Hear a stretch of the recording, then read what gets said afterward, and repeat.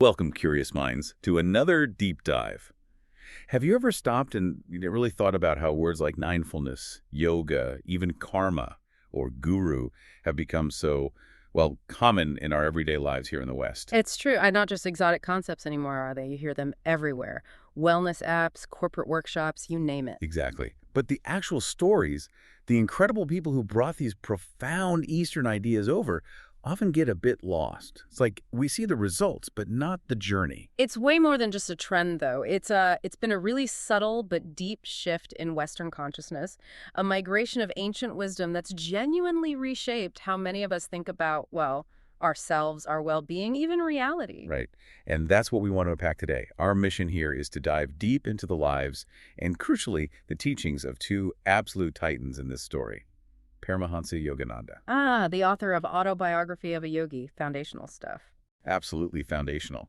And Ram Dass, whose book Be Here Now became, well, almost a Bible for the counterculture and way beyond. We want to pull out the key insights, the core knowledge from their journeys, basically giving you a shortcut to understanding this whole spiritual shift. Yeah, so if you've ever been curious about where modern mindfulness really comes from, or why Eastern wisdom still holds such appeal, or maybe you're just looking for some genuine aha moments about transformation, this is for you. We're tracing the paths they carved out and looking at how they still impact us today. Okay, so let's get into it. We should probably start with Paramahansa Yogananda.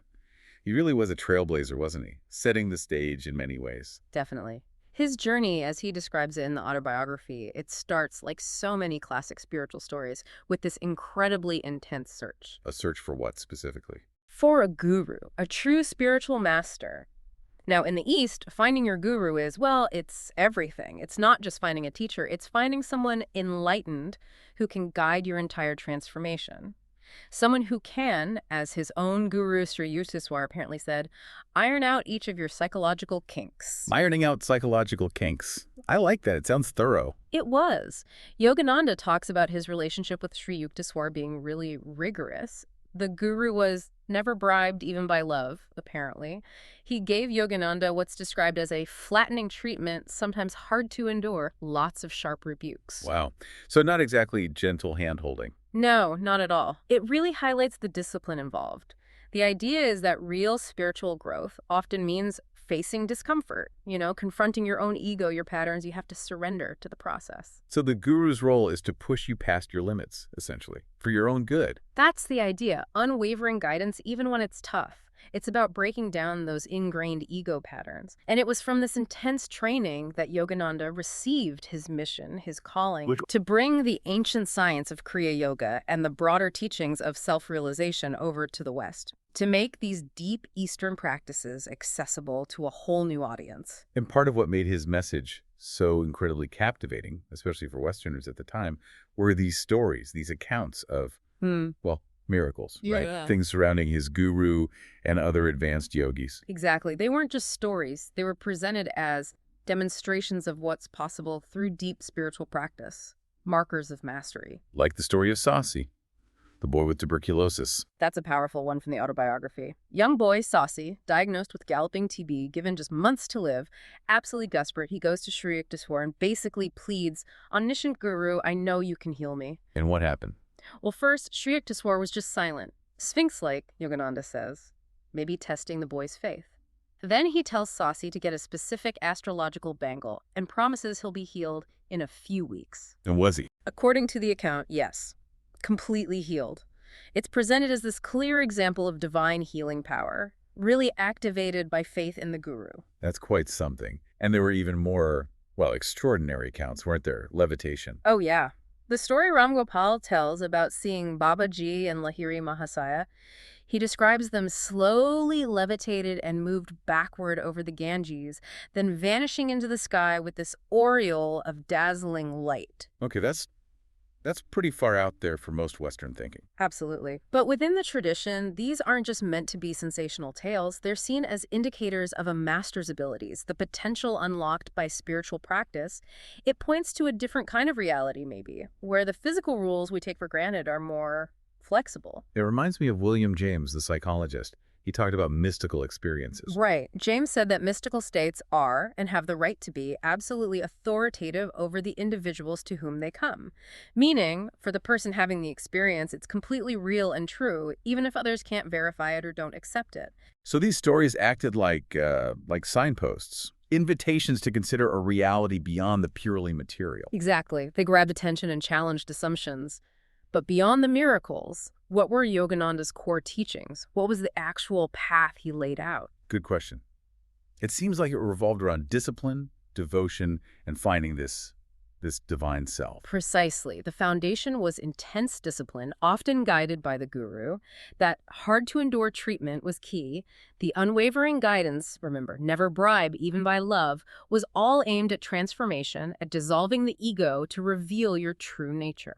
So discipline was central. Was it like asceticism? What did students actually do? Well, yes, there's an ascetic element. Yogananda's teachings are deeply rooted in the Vedic tradition. Think the Upanishads, the Bhagavad Gita. These ancient texts talk about the self, the Atman, as your true essence, your inner light, the Purusa, the inner light in the heart. Okay. And the goal, as the Upanishads put it, is that when the self has been seen, heard, thought of, and meditated upon, all this is known. It's about direct realization. How do you get there, though? How do you see the self? Through disciplined inner work. That's where Kriya Yoga comes in. The Upanishads actually lay it out. By asceticism, one wins truth. Through truth, one wins mind. By mind, the self is one. Ah, okay. So asceticism isn't just about giving things up. It's a means to win truth, then mind, then self. Exactly. It aligns perfectly with Yogananda's emphasis on spiritual discipline and meditation. Kriya Yoga itself is a very specific technique, breath control, focusing mental energy designed to quiet the mind, purify the nervous system, and basically speed up spiritual awakening. The asceticism is about redirecting your energy inwards, refining your perception. Makes sense. And what about devotion? You mentioned the Bhagavad Gita. That feels very devotional, especially around Gita. Yes, while Yogananda really highlighted the science of Kriya Yoga, the Gita provides this rich backdrop of Bhakti Yoga, the path of devotion.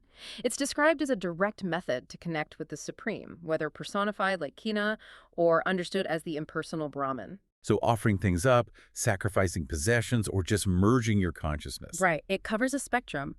But the core is this profound emotional surrender, cultivating a deep, selfless love for the divine.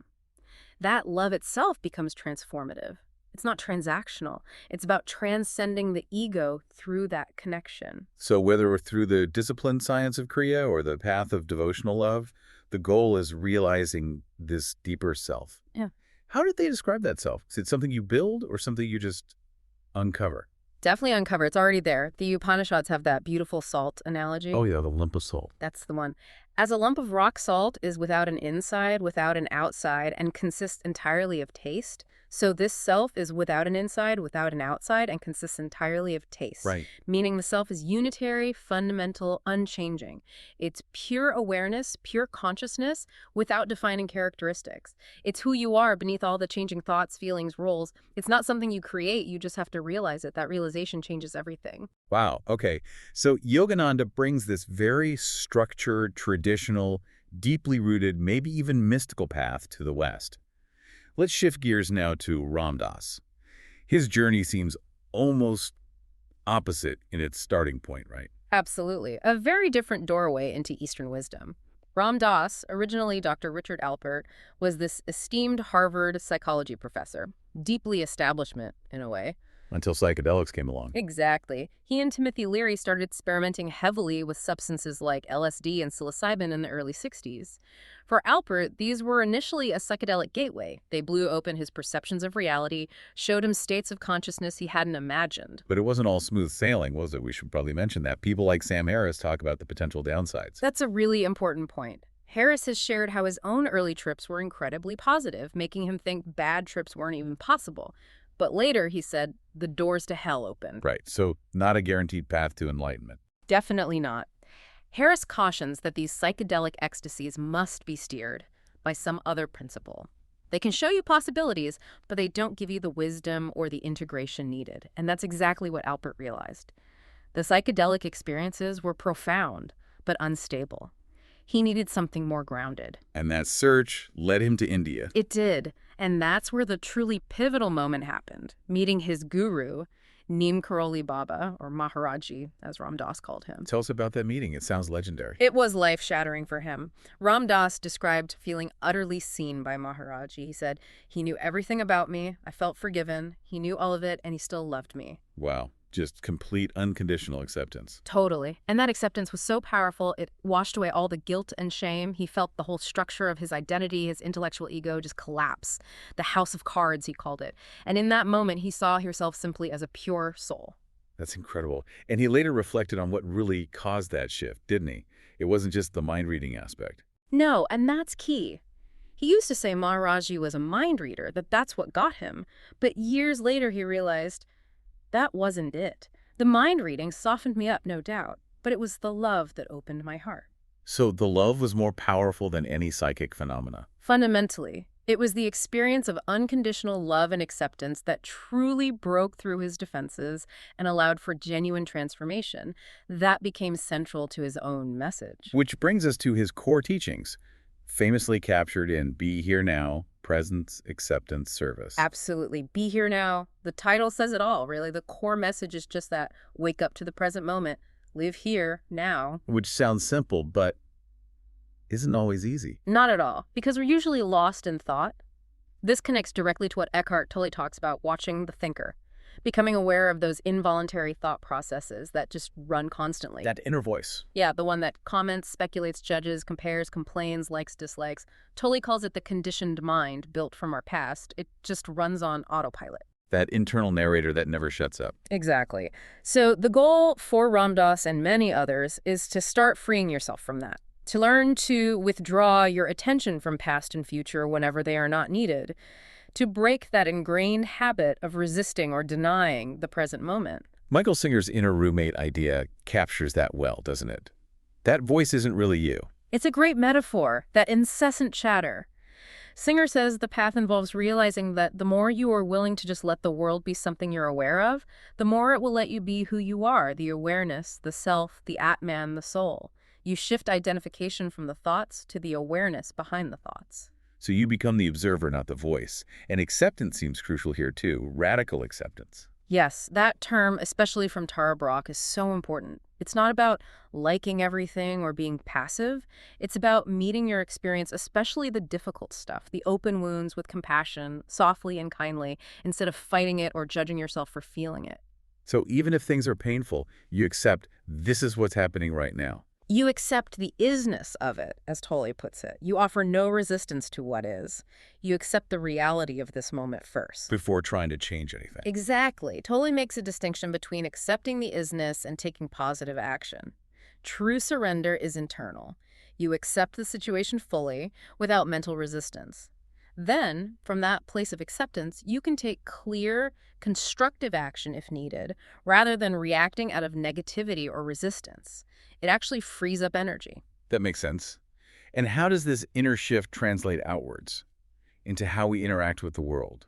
Service, for instance. For Ram Dass, service or seva was a natural consequence. It wasn't about doing good to feel better about yourself. It flowed from that inner state of presence and love. Michael Singer puts it well. You want to love because you truly love, not because you need to avoid your inner problems. It's authentic giving, not trying to fill a void. Right, and it connects to genuine relationship, too. M. Scott Peck talked about mutual loving confrontation, being vital in meaningful relationships, being present enough and loving enough to engage honestly, even when it's difficult, for the sake of growth. And Be Your Hands, it wasn't just philosophical, right? It had practical stuff, too, like yoga poses. Oh, yeah, absolutely. It included basic instructions for sanas, like do asanas at your own rate, calmly maintaining your center, things like savasana, the corpse pose, for relaxation, or paschimottanasana, the forward bend. So grounding the mental practice in the body. Precisely, connecting presence with physical awareness. It's an embodied path, not just an intellectual one. The postures help focus the mind, bring you into the present moment through sensation. Okay, so we have Yogananda structured, traditional Kriya Yoga, self-realization, the guru path, and Ram Dass, psychedelic gateway, radical presence, unconditional love, Be Here Now. Very different entry points. Totally different flavors, different eras almost, but both incredibly influential in bringing these Eastern ideas into the Western mainstream. Yogananda laid this formal foundation, introducing Kriya as a science, emphasizing lineage. He appealed to people seeking a defined method. And those stories of miracles definitely helped capture attention, challenging people's view of reality. Like Peck's idea of synchronicity, those implausible conjunctions that make you question things. They were powerful invitations for sure. Then Ram Dass comes along, shaped by psychedelics and Maharajji's love, and offers this much more immediate experiential path. Be here now, acceptance, compassion. It hit a nerve with the counterculture, people wanting direct experience without the dogma. His own transformation was part of the message too, wasn't it? The Harvard professor becoming this humble seeker. Peck talks about that giving up of the old self as essential for growth. Absolutely. His journey embodied the message, but what's striking is despite the different routes, they were ultimately pointing towards the same core truths, weren't they? It seems so. What would you say is the key common ground? Well, definitely the reality of a deeper self, or consciousness. Call it Atman like the Upanishads, or just the awareness like Singer does. That sense that there's more to us than our personality. Okay, the deeper self. What else? The importance of inner discipline. For Yogananda, it was very structured, the guru, Kriya. For Ram Dass, it was more about the discipline of staying present, of purification of one's mind, as the Dhammapada says, letting go of mental habits. Discipline in different forms. Right. And thirdly, the transformative power of love and selfless action. Whether it's the bhakti devotion of the Gita or Ram Dass's experience of unconditional love leading to service, seva, both paths recognize that love and connection are fundamental to waking up. Different paths, same mountain peak maybe? Something like that. And their legacy is undeniable when you look at how concepts from the East are just part of Western life now. Mindfulness is the obvious example. It's everywhere. Not seen as weird or esoteric anymore. Not at all. It's become mainstream, almost secularized as a practical skill. Sam Harris talks about it like acquiring any skill it takes, practice, repetition, until mindfulness becomes a well-formed habit of attention. So it's seen as mental training for focus, stress reduction, taught in schools, companies. Exactly. A tool for modern life. And yoga, too, has shifted massively in perception. Right. It's not just about bending into pretzels. Definitely not just the asanas Ram Dass mentioned. People now understand it more holistically, linking breath, movement, mind, ethics. Thinking about the 8 limbs of Adhoga Yoga from the Gita, even if they don't know the terms, the sheer number of yoga studios shows how integrated it's become. It's a lifestyle for many. You know, it feels like these Eastern ideas landed on fertile ground, like there was already a kind of yearning in the West. I think of Thoreau wanting to find that hard bottom and rocks in place, which we can call reality. That's a fantastic connection. Thoreau's quest absolutely speaks to that underlying Western desire for something solid, something real beneath the surface of opinions and appearances. Eastern philosophies, brought by people like Yogananda and Ram Dass, offered practical methods, new tools to actually do that digging, to have a direct experience of that reality. A toolkit for Thoreau's project. In a way, yes. And look how relevant the language around the mind has become. Singer's inner roommate, Tolle's watching the thinker, people instantly get that now. The idea that we have incessant mental chatter and need inner peace is widely understood. We recognize the problem, and these teachings offer a solution. Observe the thoughts, don't identify with them. Let go of the pull, as Singer says. Precisely. It offers a path to freedom from that internal noise. And practices like Tara Brach's radical acceptance or just simple self-compassion. Like putting a hand on your heart. Yeah, that simple gesture, saying, I care about this suffering. These things show how deeply these ideas have impacted not just individual well-being, but how we relate to ourselves and others. It's moved from fringe to fundamental for many seeking a better life. So wrapping this up, it's clear Yogananda and Ram Dass were pivotal figures. Different styles, different times, but both acted as essential bridges, bringing Eastern wisdom west and really changing the landscape of spirituality, psychology, and even just daily well-being here. Absolutely. They opened doors, and the conversation they started between East and West is still very much alive and evolving. And maybe in today's world, so much information, so much pressure, the most radical thing we can do is still the simplest. What do you mean? What's the radical simplicity? Well, Michael Singer has that line about living as though you were facing death at all times. That sounds a bit intense. It does, but he means it as a way to become bolder and more open. Not morbidly, but as an invitation to live fully right now. If this was your last moment, how would you be? What would you let go of?